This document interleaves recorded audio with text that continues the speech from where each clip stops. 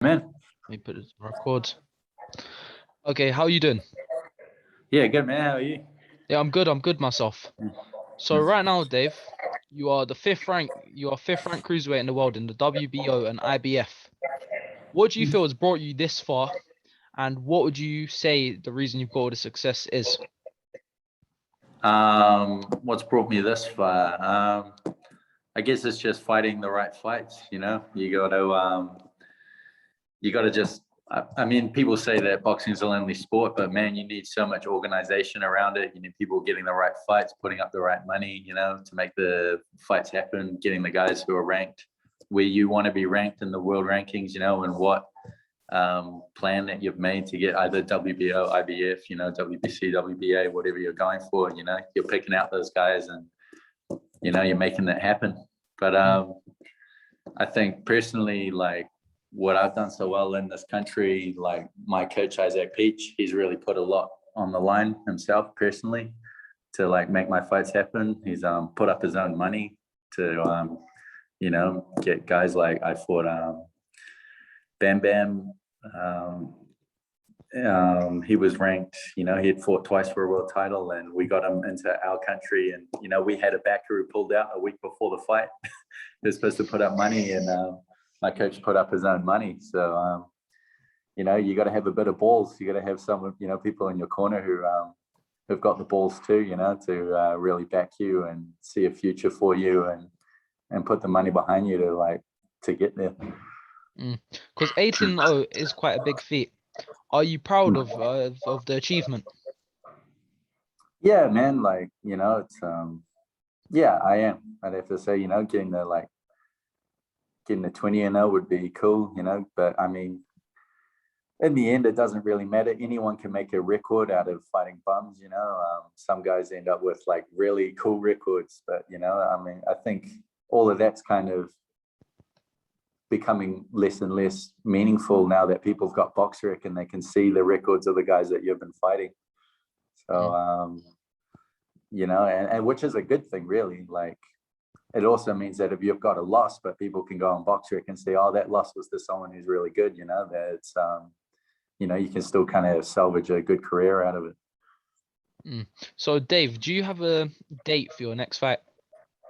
Yeah, I think I'm not exactly sure on the exact date. I think it's still a bit moving around, but I know that it's mid-November.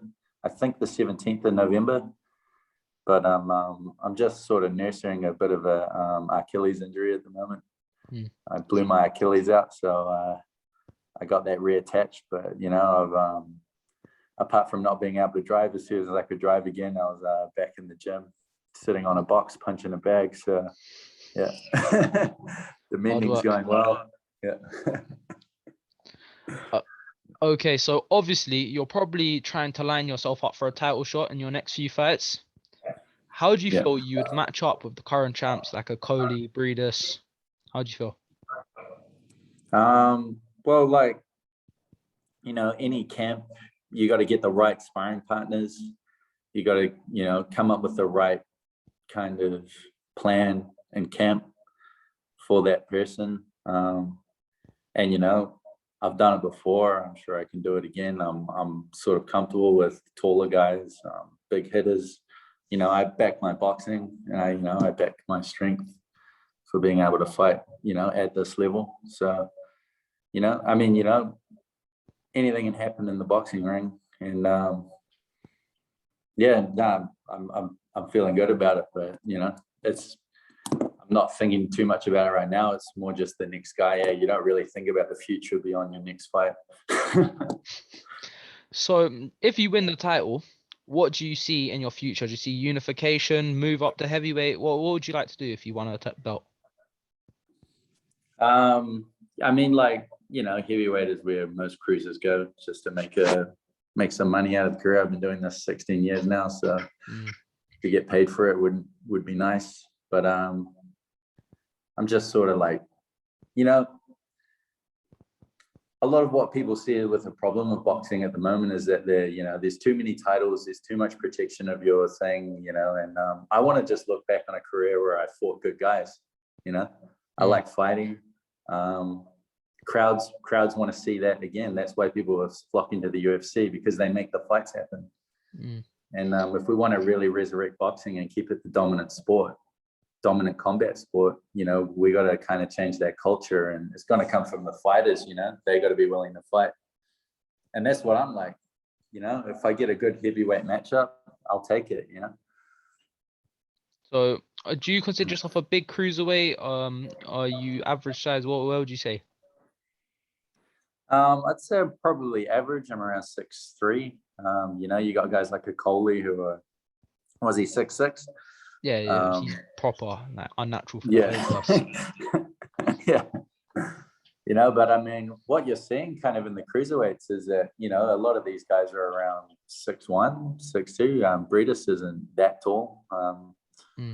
I think he's shorter than me. But yeah, so I mean, you're seeing like a lot of the Olympics at the heavyweights, a lot of those guys seem to be a bit taller, maybe helps a little bit more for over 3 rounds rather than over 10 or 12. They go hard for those 3, and then, having that bit of extra height, and that really, really helps in that situation. But maybe over 12 rounds, it's a bit different, just because we've seen a lot of the guys who, holding the different sanctioning body titles, they're all kind of around maybe 6'1" to 6'3". So apart from Okolie. Yeah, he's animal. But Yeah. so your former unified cruiserweight champion, Alexander Youssef, he's moving up and he's fighting Anthony Joshua. Do you think he'll be able to beat Joshua? Do you think he'll spring an upset? What do you think?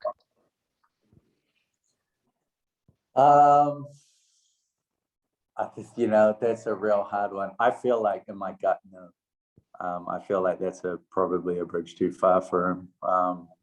Just because of his style. He's really good at picking off people and setting up good traps, and gets his second phase off really well. Against the guy like Joshua, I see that as maybe just a bridge too far. But I mean, against some of the other heavyweights, you never know what's going to happen with a guy like Deontay Wilder. I mean, it's hard to say anything, because he just, as soon as he lands that right hand, the fight could be over.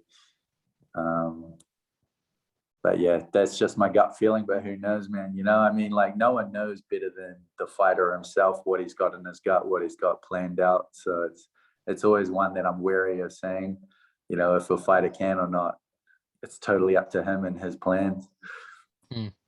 So, as well, to people that don't know you, how would you describe your style?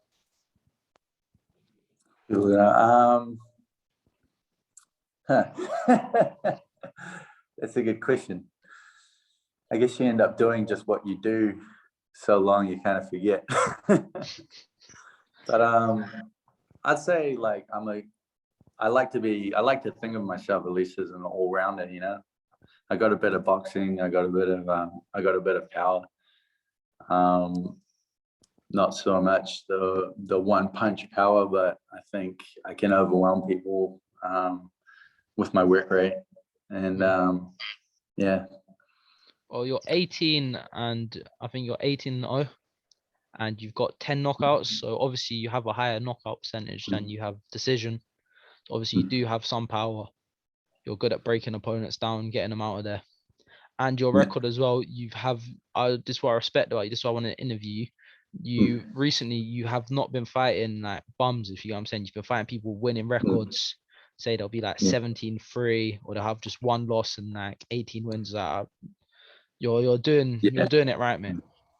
Yeah, thanks, man. Yeah, well, I mean, like, the whole plan was, I fought 10 times in 364 days. So it was 1 day short of a year. And that was just getting the fights so that we could get to 10-0 straight away. Took on a 2-time world title challenger. Because I'm like 30 now, and my pride was in my amateurs more. Going for the Commonwealth Games and that kind of thing. I had a bit of time off, but I just want to see how far I can go as quickly as I can go. It's not really about the money for me at all. It's more about the legacy. So, and I think that's what we need back into boxing more. It's hard because there are so many different sanctioning bodies, and as soon as you take a loss, it ruins your chances of getting a fairer fight in the future. But you know, you got to have some guys who are trying to turn it around. I completely hear you. So, David, we're probably going to wrap this up in a minute or two. But I'd like to Yeah. ask anything you want to say to any of your fans out there, if they're listening. Oh man, you know, I'm grateful for people following my journey, the Great White Light. Yeah, I gotta get my Instagram going a bit more. You know, I come from a family. I'm the youngest of 8 children, and I don't know if you've heard of tall poppy syndrome that we have down here in New Zealand. Yeah. Yeah. Well, it's like on steroids in my family, you know. Anyway, so I'm not that good at social media, but I'll be putting it up more and putting up more videos and stuff, and just like, yeah, real chuffed that people are getting into my career, and you know, thankful for you guys like you interviewing me and stuff.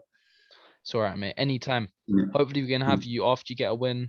Hopefully we can have you back on here. We'll have a talk, see how you're doing. Yeah, cheers, man. Awesome. Anyway, Dave, thank you for the interview. You're a Thank you, legend. man. And hopefully you get to where you need to go towards the title. Yeah, cheers, man. Thank you very much, sir. Thank you, mate.